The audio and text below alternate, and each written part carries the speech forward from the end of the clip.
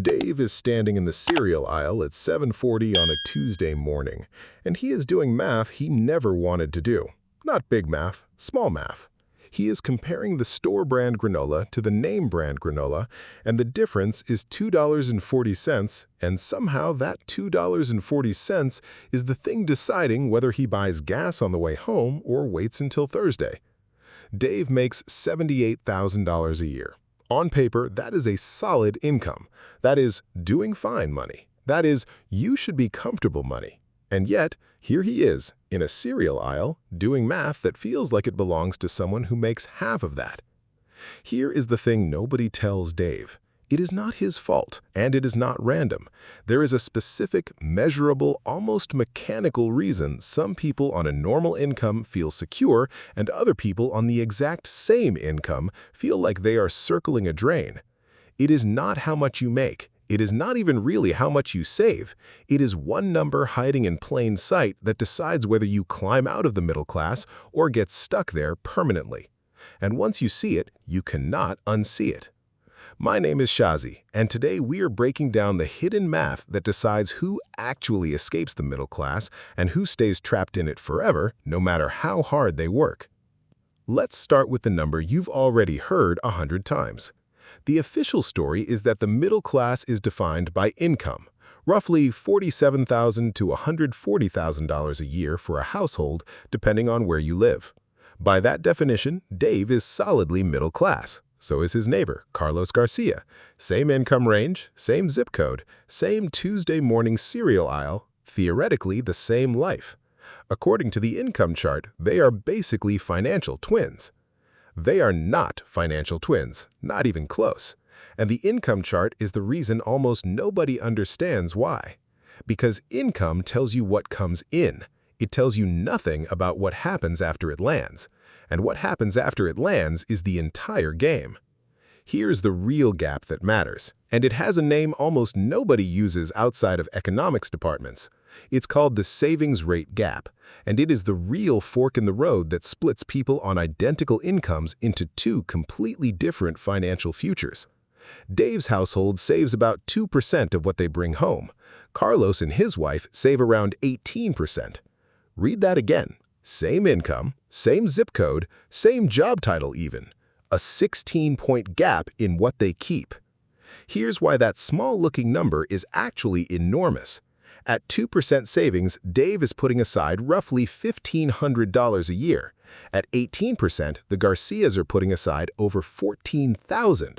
That's not a small lead. That's 9 times the money every single year, compounding while Dave is still doing math in the cereal aisle. Same paycheck, completely different trajectory. And neither family feels rich. The Garcias aren't driving anything fancy. They just quietly built themselves an exit while Dave built himself a treadmill. Okay, pause the video. I mean it. Open your banking app right now and look at last month. Add up everything that actually got saved or invested, not spent, not floated on a card, actually saved. Divide that by what you brought home. That percentage is your real number, not your income, not your job title, your real number. Write it down. Got it? Good. Here's the scoreboard, because this number sorts people into tiers far more honestly than income ever could. If your real savings rate is under 5%, you're in the treadmill tier. You're not failing, but you are structurally stuck, because almost nothing compounds at 5% of not much. If you're sitting around 10%, you're in the slow climb tier. You're making progress, it's just going to take longer than it should. Around 15 to 20%, you're in the escape velocity tier. That's the Garcia tier, the one where the math starts working for you instead of against you. And above 25%, you're in the compounding tier, the one where, barring disaster, the outcome basically becomes inevitable. Most people hearing this for the first time realize they have no idea which tier they're actually in because nobody ever taught them this number existed. Now here's where it gets uncomfortable, because the treadmill tier isn't a small group. Roughly half of American households save 5% or less of their income in a typical year, and a meaningful chunk save nothing at all or go backward. That's not half the country being lazy. Stay with me because the next part is where this stops being about willpower and starts being about something much sneakier. Let's go back to Dave for a second, because Dave isn't reckless.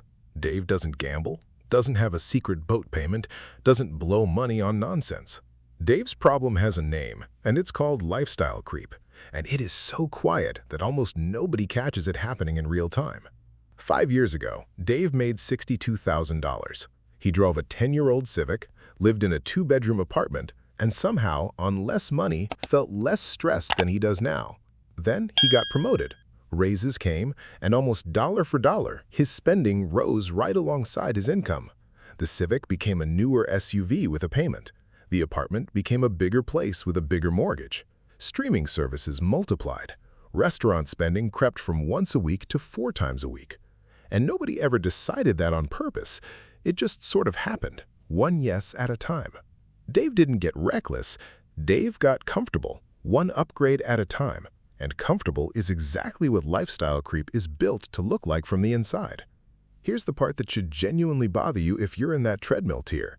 This isn't a one-time gap. It compounds. Every year Dave stays at 2% while Carlos stays at 18%, the distance between them doesn't just stay 16 points. It multiplies, because Carlos's money is out there working, and Dave's mostly isn't. Run that gap out 20 years, and you're not looking at a difference of a few $1,000s. You're looking at a difference that can be worth several $100,000 in built wealth off the exact same lifetime income. Same paycheck, same hours worked, same effort. A completely different ending, decided almost entirely by one invisible number neither family was ever taught to track.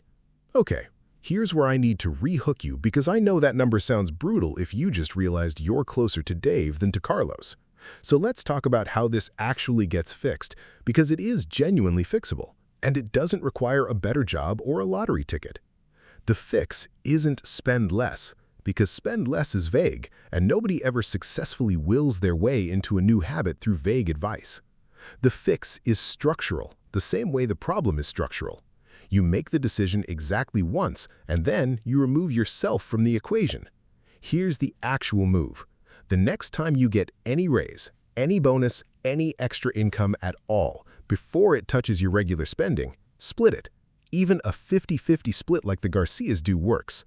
Automate a percentage of every paycheck into savings or investing the same day it lands, so it never sits in checking long enough to quietly become the new normal. That's it. That's the whole mechanism. Not more willpower, less exposure to the decision in the first place. Let's run real numbers, because this is where it stops being a feel-good idea and starts being math you can actually trust. Say Dave starts today at his current $78,000 income, and instead of 2%, he locks in just 10% automatically. No lifestyle change required beyond that one rule on future raises. That's about $6,500 a year, every year growing. Run that for 25 years at a reasonable long-term return, and Dave is looking at something in the range of $400,000 to $500,000 built almost entirely off the exact same income he has right now. Not a different job, not a different life. One rule applied automatically this week. And if Dave can eventually push toward that 15 to 20% escape velocity tier, especially by capturing half of every future raise the way Carlos does, that number doesn't just grow, it accelerates, because raises stop disappearing into the lifestyle and start compounding instead. The gap that took years to open can start closing faster than you'd think, because compounding rewards the decision, not the income level it started from. So here's the stakes, laid out plainly. If your real number, the one you wrote down a few minutes ago, is under 5%, you are not behind because you're bad with money. You're behind because nobody ever told you this number existed, and the system is quietly engineered to make sure raises vanish before you notice. If you're already at 15 or 20%, you are doing something most of the country isn't doing, whether you knew it or not, and the math is already working in your favor. Fast forward 10 years. There will be 2 versions of Dave. In one version, nothing changes. The raises keep coming and keep quietly disappearing, and at 60, he's still doing math in a cereal aisle, just with bigger numbers and higher stakes. In the other version, Dave makes one decision this week, turns on one automatic transfer, and never thinks about it again. And at 60, he's the one his neighbors quietly assume is doing better than he lets on. Same Dave, same income story up to this point. One number decides which future he gets.